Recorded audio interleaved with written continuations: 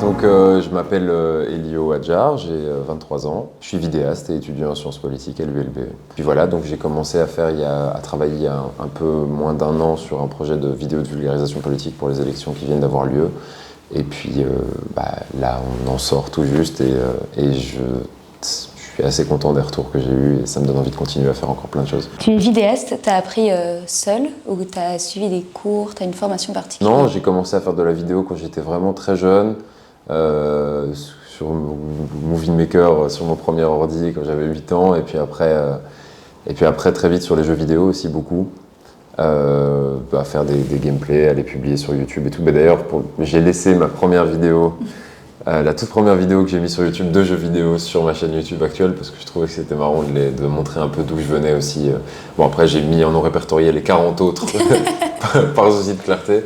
Mais du coup, voilà, j'ai appris tout seul sur YouTube. J'ai quand même toute ma famille qui vient de ce milieu-là parce que ma mère est réalisatrice et monteuse de bandes-annonces. Ma grand-mère était réalisatrice et monteuse de documentaires, elle aussi, donc elle travaillait à la RTBF.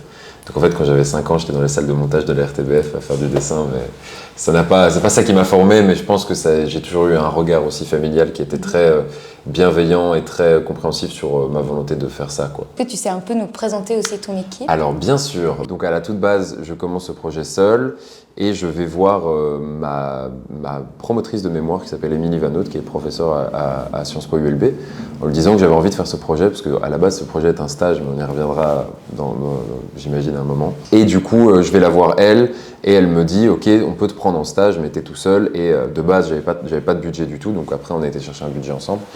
Et donc je commence tout seul, je fais la première vidéo tout seul en me débrouillant avec mes potes, etc. Tu peux venir me filmer, tu peux venir faire ça, tac tac, et à tout produire solo. Et puis en fait je me rends compte que pour faire les autres, j'ai quand même besoin d'avoir des gens qui m'entourent pour la réalisation, parce que déjà d'un point de vue créatif, et puis même il a fallu faire quand même un peu de quantité sur l'année. Et puis après la sortie de ma première vidéo, j'ai fait une story, posez-moi vos questions. Il y a quelqu'un qui m'a demandé est-ce que tu as besoin d'aide? Et du coup je me suis dit oui, là vraiment j'ai eu plein de sollicitations et surtout j'ai eu envie de faire tout. D'un coup, vu que j'ai eu un peu les projecteurs sur ce projet, je me suis dit ce que j'ai prévu pour ce projet c'est pas suffisant pour vraiment informer les gens. Il y a une demande telle que j'ai envie d'y répondre. Et du coup j'ai fait un Google Forms, j'ai mis une story avec ce Google Forms, j'ai fait oui j'ai besoin d'aide d'ailleurs si vous êtes chaud de m'aider, voilà. Et il y a eu genre 50 personnes qui ont répondu au Google Forms, donc ce qui était pas du tout, enfin moi d'un coup, j'ai dû faire, bon alors, nouvelle casquette, ressources humaines, bonjour, comment allez?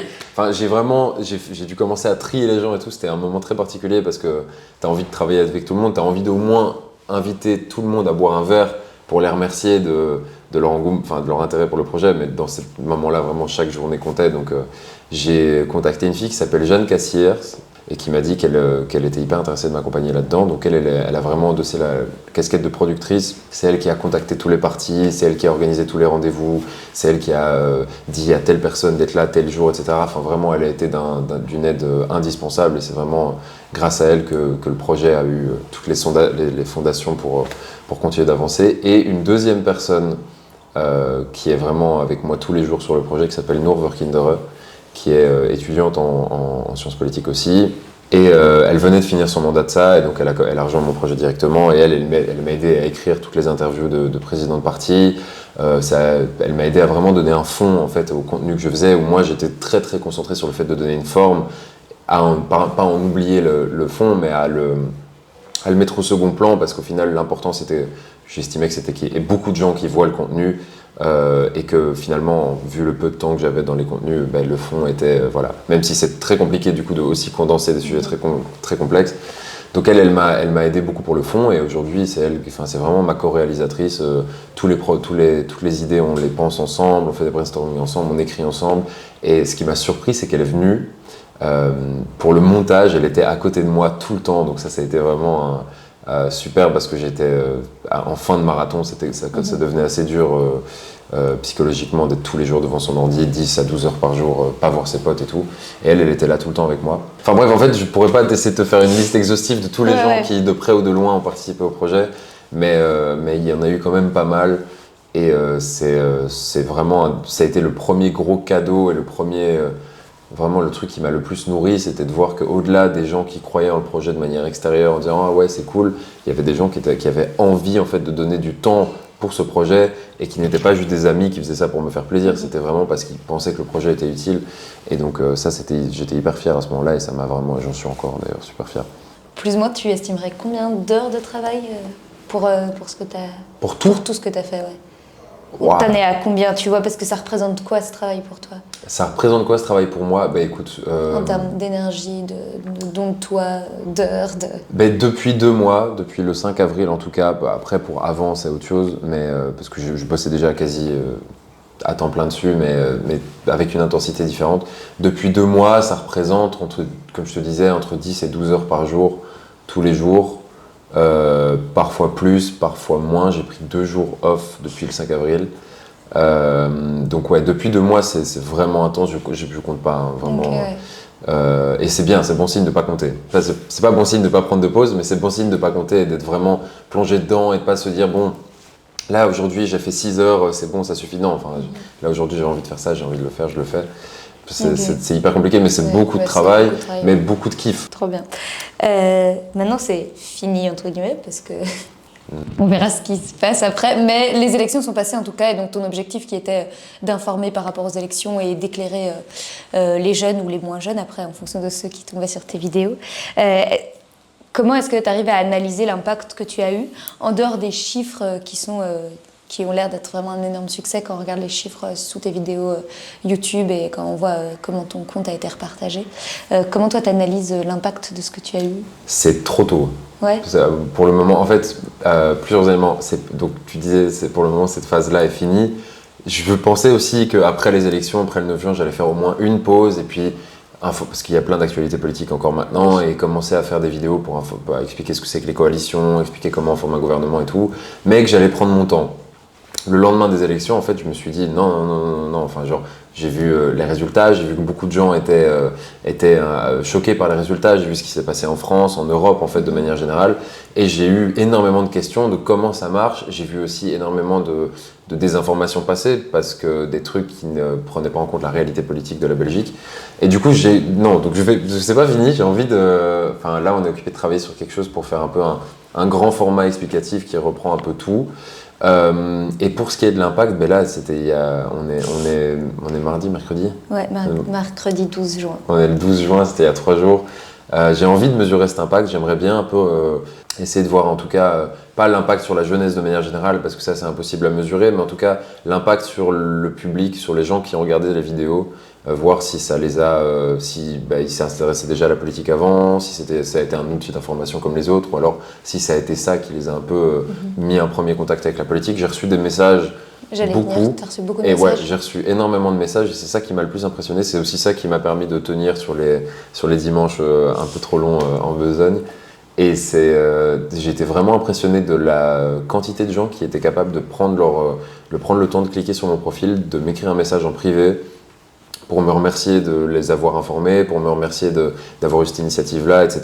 Et je trouve que c'est tellement gratuit et bienveillant et trop cool de leur part que ça m'a vraiment touché, et toute l'équipe aussi, ça nous a vraiment nourri. Et du coup, en termes d'impact, si je me fie à ça, en tout cas, alors oui, j'ai l'impression qu'on a eu un vrai impact. Il y a beaucoup de gens qui nous ont dit je ne m'intéressais pas du tout à la politique avant ça, c'est un peu le premier contact que j'avais avec la politique, ou alors je m'intéressais à la politique française mais pas à la belge, du coup t'as fait un pont, j'ai regardé ça avec mes parents, on a débattu après, c'était hyper intéressant. Tous ces trucs-là, quand je voyais ça, autant les trop cool, c'est chouette à recevoir, autant ce genre de message-là, tu te dis putain, yes, le projet a eu du sens, quoi.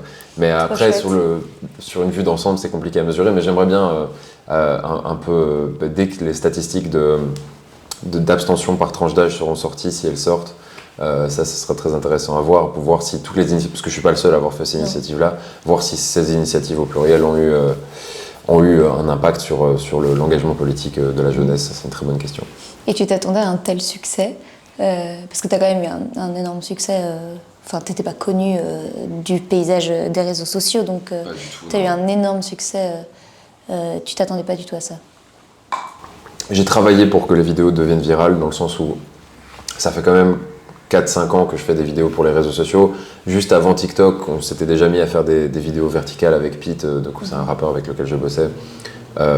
sur IGTV à l'époque, mais c'est un peu comme ça que j'ai commencé le format vertical et la volonté de garder, de captiver l'attention de quelqu'un qui scrolle. Et donc ça fait quand même un peu de temps que je faisais ça et je me suis dit, j'ai un peu compris à travers le contenu que j'ai fait, ce qui a marché, ce qui n'a pas marché, mais le contenu que j'ai fait pour d'autres, quels étaient les codes pour capturer l'attention et pour faire en sorte que, en fait, on est à un demi-mouvement de pouce de la vidéo suivante. Donc si ta vidéo, elle ne donne pas plein d'informations ou qu'elle ne donne pas un sourire ou un kiff à quelqu'un pendant 3 secondes, il va passer à la suivante qui va le faire. Et si la suivante ne le fait pas, encore et encore. Et c'est comme ça que les algorithmes fonctionnent en fait. Et c'est pour ça qu'il y a des vidéos qui sont plus virales que d'autres. Donc quand j'ai pensé les vidéos, je me suis dit vraiment, évidemment il y a le côté j'ai envie de faire des vidéos qui sont bien, j'ai envie de faire des vidéos que je kiffe regarder, mais aussi dans la structure narrative, j'ai pensé au truc de je pose toujours une question à laquelle je réponds, mais quand j'y réponds, il y a une autre question qui en découle. Et au final, je laisse jamais de moment de creux. Parce que je sais qu'un moment de creux, c'est aussi un moment où les gens peuvent passer à autre chose ou se déconcentrer ou quoi. Et donc j'ai vraiment travaillé pour que ces vidéos fonctionnent, en tout cas via l'algorithme, mais je pouvais pas m'attendre à ce qu'il y a quand même une part de chance, tu vois. Et c'est encore une fois, c'est que de l'intuition, c'est que du sens du scénario, du rythme et tout, mais il y en a qui je pensais qu'elles allaient marcher, qui n'ont pas marché du tout. Il y en a d'autres que je pensais qu'ils n'allaient pas marcher du tout, qui ont marché pour des raisons que je comprends pas. Donc ouais, non, je n'y attendais pas et ça m'a vraiment surpris et ça m'a prouvé surtout qu'il y avait une demande. C'est ça qui était chouette, c'est que j'avais peur aussi de mettre beaucoup d'énergie dans un projet vidéo qui au final était sur un sujet où les gens s'en foutent et que j'allais brasser de l'air et faire des vidéos qui peut-être en termes de mise en scène étaient super, mais qui parlaient d'un truc tellement chiant que personne ne les regarderait. Et en fait, dès que j'ai reçu les premiers retours, je me suis dit non, les gens ont envie de comprendre la politique, les gens ont cette demande-là, et c'est aussi grâce à ça qu'on s'est mis à faire les interviews de présidents de parti qui sont, elles, beaucoup moins regardables juste par la forme, mais beaucoup plus pour le fond, même s'il y a toujours un peu de forme pour bien emballer le truc, mais à la différence de mes réels, les réels, c'est vraiment de la forme, c'est pour ça que c'est pour la forme que tu les regardes, et au final, le fond, t'es amené et tu le consommes quand même. Les interviews de présidents de parti, c'était l'inverse. C'était pour le fond que tu regardes, par curiosité, qui est le président, etc. Et puis, tu as, pendant la vidéo, des petits trucs qui font que ça reste agréable à regarder et que tu regardes en entier. Donc, les deux ont vraiment se sont combinés et je trouve ça assez cool. Est-ce que tu avais pour volonté, en faisant tes vidéos aussi, d'amener les jeunes dans un certain type d'engagement ou d'amener ceux et celles qui regardent ton contenu à passer ce petit cap de peut-être que ça va me donner envie de débattre ou ça va... Est-ce qu'il y a un autre objectif derrière le fait d'informer ? Dans un premier temps, non. Parce que, alors pour les interviews de parti peut-être, mais du coup, dans l'idée générale du projet, je le voyais plus comme une manière d'informer, de donner les clés de compréhension pour derrière pouvoir se faire son propre avis et derrière comprendre ce que tel ou tel dit dans le débat politique, etc. Voir quel parti est quoi, etc. Enfin, enlever cette espèce d'énorme bloc de glace qu'il y avait entre les gens et la politique belge parce que il faut comprendre tellement de choses que pour y comprendre un peu que parfois on est dans le rejet. Après, sur l'engagement, je pense que le message aussi de mon projet, c'est informez-vous. C'est comme celui qui a été répété par l'Union européenne tout le temps, c'est utiliser votre voix, utiliser votre vote et comprenez en fait tous ces enjeux-là parce que à notre échelle, nous, la démocratie, c'est ok, très bien, c'est mettre un bulletin dans l'urne, mais c'est pas une fois tous les 5 ans et c'est tout le temps en fait. Et donc s'informer sur ces enjeux-là, sur l'actualité politique, etc. Ça permet aussi de la mobilisation et ça permet aussi de juste d'en parler, d'aller beaucoup plus loin que juste voter une fois tous les 5 ans. Donc oui, ce côté-là était aussi un des objectifs. Après, encore une fois, on était très fort dans le concret pendant qu'on a fait ce projet. On n'avait pas vraiment le temps de fixer des grands objectifs non plus. Donc on avait cet objectif de base d'informer, de faire des vidéos pour informer. C'est ce qu'on a essayé de faire de A à Z. Toutes les conséquences derrière qu'ils peuvent avoir, on n'a pas vraiment eu le temps de les psychologiser, d'y réfléchir, de les anticiper. On s'est dit on va faire un truc le plus... qui respecte le plus ce qu'on cherche à obtenir. On va faire un truc le plus neutre possible, en tout cas le plus apartisan possible, avec la démarche la plus journalistique possible, mais encore une fois, avec le temps qu'on a, les capacités qu'on a aussi, on n'a personne de formation journalistique dans l'équipe, et voilà, et faire de notre mieux, et le faire avec le cœur, et le faire de manière la plus humble possible aussi. On est complètement ouvert à toutes les critiques qu'on a pu avoir, il y en a eu très peu, et ça on est très content, parce que du coup ça veut dire que malgré les contraintes de pression, on a réussi à viser juste et à apporter quelque chose qui était équilibré dans le paysage politique, et donc Donc ouais, pour la suite, par contre, ça va peut-être être une réflexion à avoir aussi. Pour le moment, on va se reposer un peu, mais on va y réfléchir, c'est clair. Mais c'est quelque chose que tu souhaiterais, de réfléchir à l'engagement des jeunes à travers ce genre de vidéos ou à travers ce genre de contenu? Je pense que de toute façon, l'engagement en tout cas, pas vers un bord politique ou un autre, parce que je crois que mon engagement à moi, il est contre la désinformation dans ce sens-là. Okay. Mon engagement à moi, il est pour justement l'esprit critique, pour le libre arbitre et pour le fait de vérifier ce qu'on voit sur Internet. Et quand je vois que, comme on en parlait tout à l'heure, mais qu'il y a énormément de gens qui s'informent via TikTok, tout simplement, qui sont des formats très courts où les propos les plus clivants sont les plus représentés, mais je pense que c'est très important aussi d'être capable de digérer l'information, de la remettre en perspective, de se poser les questions quand on voit un truc. Et moi, je crois qu'à titre personnel, ma légitimité ira plus dans un engagement contre les discours faciles, clivants et démagos pour pouvoir donner juste les capacités de compréhension et de débat aux gens, plus que de les engager dans une ou l'autre lutte. Oui, c'est ça.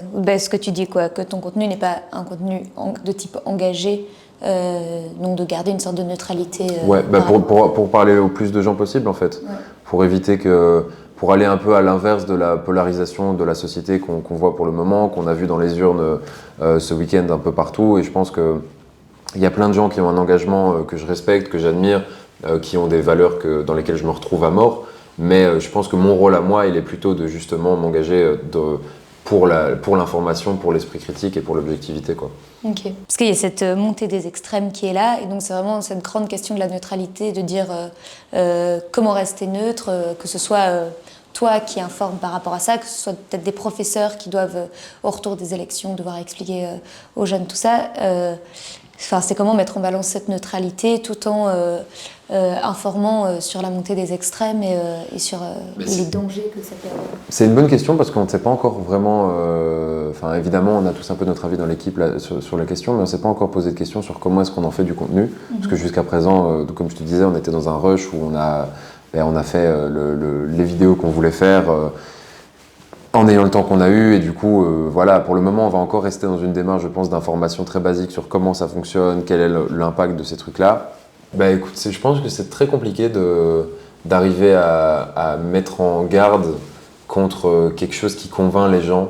Tu vois, j'y pensais, mais par exemple, quand je regarde les statistiques TikTok et que je vois qu'en fait, tous les contenus qui sont regardés à part le mien, parce que TikTok te donne cette option de voir tes abonnés ont aussi regardé ça, tes viewers ont aussi regardé ça.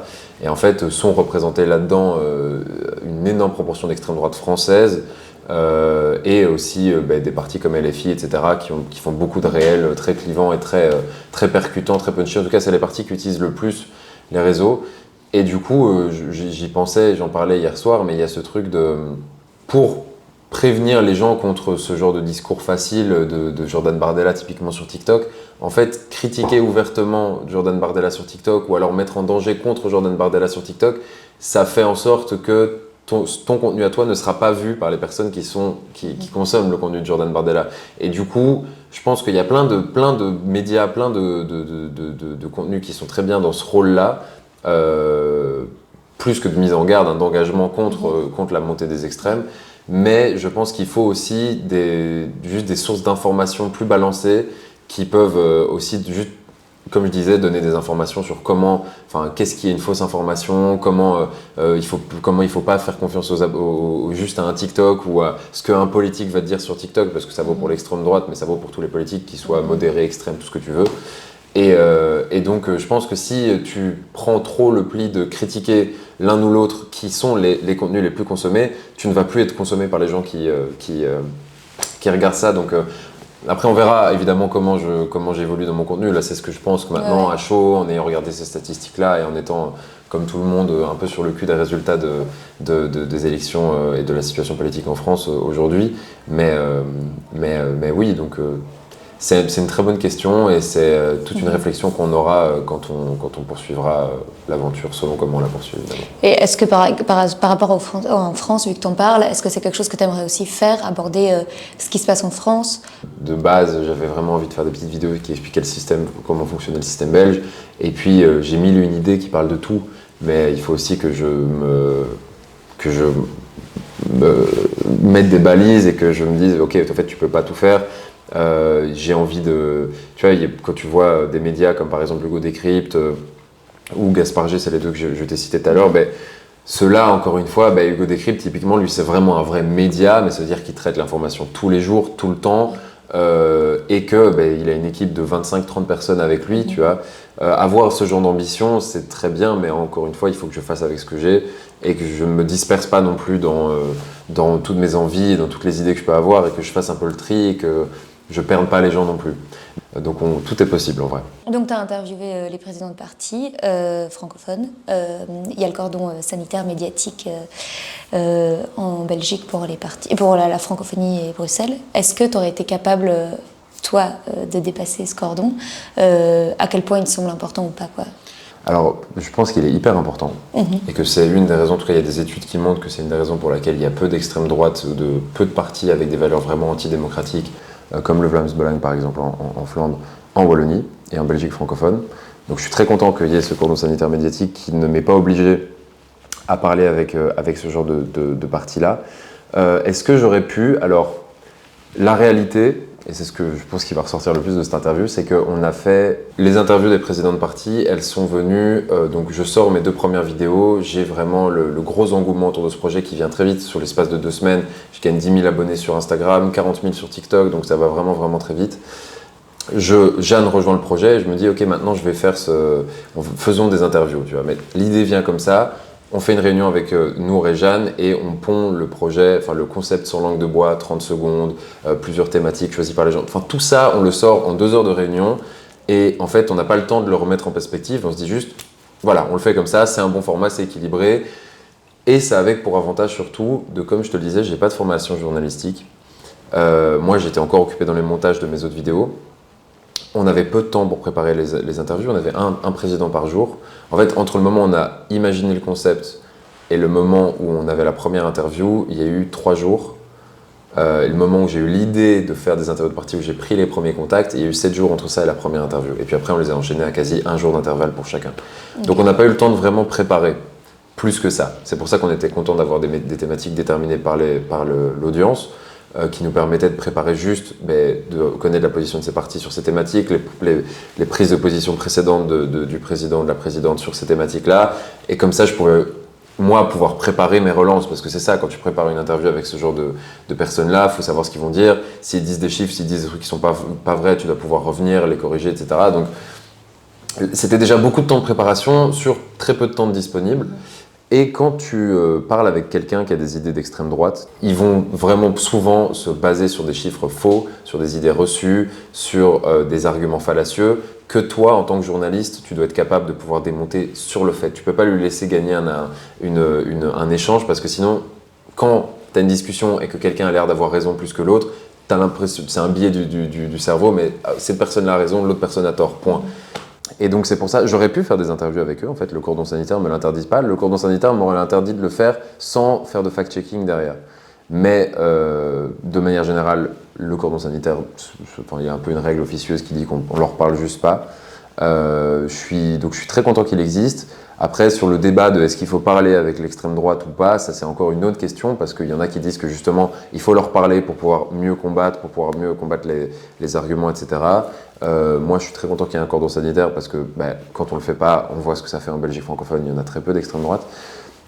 Donc ouais, c'était. Mais j'ai eu des sollicitations de partis d'extrême droite pour qu'on puisse échanger, et j'ai pas donné suite parce que je pense que c'est très important qu'on soit dans un espace médiatique qui soit safe comme ça aussi pour ce genre de valeurs-là. Est-ce que tu as aussi été sollicité par les médias? Est-ce qu'il y a des médias qui sont entrés en contact avec toi? Ouais, bien sûr. Du coup, je suis entré en contact aussi avec Hugo Nate, qui a fait Pyjama Party sur RTL, avec qui on a échangé. Le Soir aussi, qui a apprécié l'initiative, qui m'ont invité à une soirée avec les présidents de parti. Ils faisaient ça. Et du coup, ils m'ont invité là, et puis ils ont échangé. Ils m'ont dit, écoute, voilà, dès que tu sors tes interviews, on fait un article. Ils ont fait un super portrait de Jeanne, Nour et moi. Enfin, bon, on s'est fait un peu remarquer, et dans le paysage politique, et dans le paysage médiatique. C'est un petit monde, et ça va assez vite de, en tout cas, de connaître les visages et tout. Donc, ouais, j'en ai eu quelques-unes. C'est super chouette, parce que j'allais te demander aussi, dans les médias, on voit très peu de jeunes prendre la parole, et encore moins de jeunes prendre la parole sur la politique. Est-ce que tu penses qu'il que les médias devraient solliciter beaucoup plus la parole de jeunes. Est-ce que tu trouves qu'ils le font assez? Est-ce que tu aimerais remplir cette place-là aussi? Je sais pas si j'aimerais remplir cette place-là. Je pense que si j'ai un peu envie de prendre cette place moi-même de mon côté, ça peut être en collaboration avec eux, etc. Mais en tout cas, je sais pas si j'ai envie d'aller me nicher dans un média. Parce que comme tu dis, c'est un endroit où en fait, quand la parole est donnée aux jeunes, c'est pour faire du contenu pour les jeunes. Et souvent sur des formats qui sont soit très entrée de gamme, soit, entrée de niveau zéro de la politique, on va dire. Comme Pyjama Party par exemple, où c'est vraiment des formats pour le B.A.B.A. Qu'est-ce que c'est. Pareil pour mise à jour à la RTBF, c'est vraiment des tutos en fait, des tutos, des explications, c'est quoi le roi, c'est quoi le truc, sur des formats TikTok. Et moi je pense qu'en fait les jeunes, c'est pas des bébés citoyens, tu vois, on est des citoyens à part entière. On a une politisation qui existe à part entière. Parfois, elle est pas encore, on l'a pas encore décelée, mais on a tous des valeurs et des trucs qui nous animent.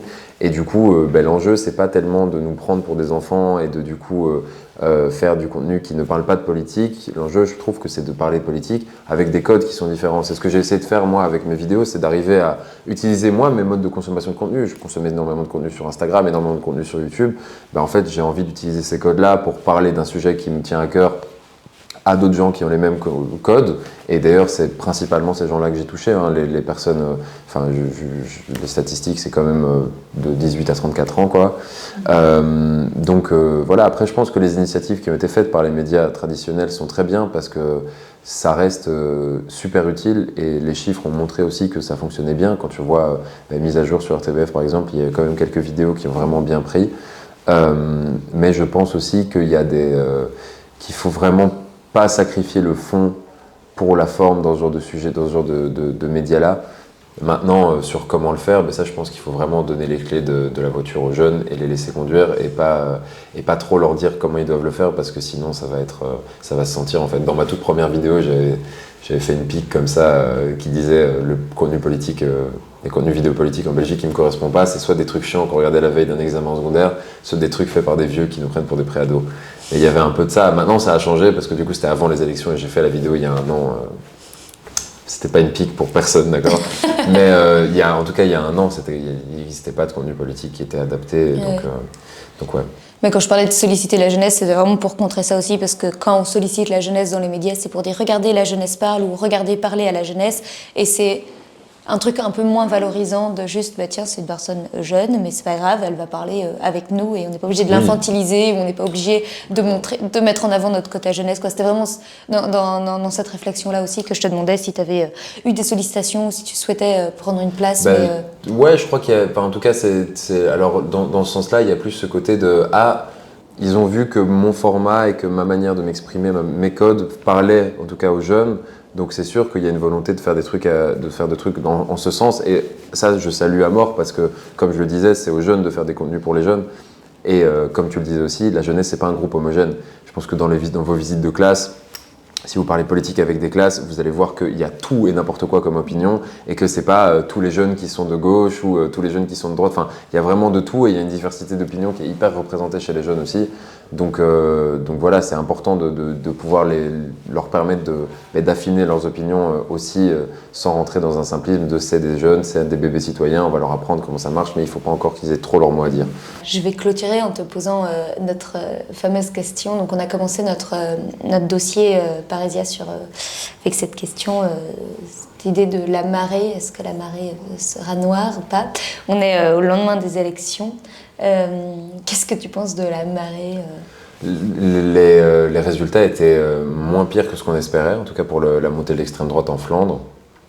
Par contre, ils étaient quand même pires qu'en 2019. Et quand on parlait du dimanche noir, il y a de ça 30-40 ans, c'était 6%. Aujourd'hui, ils font 13%.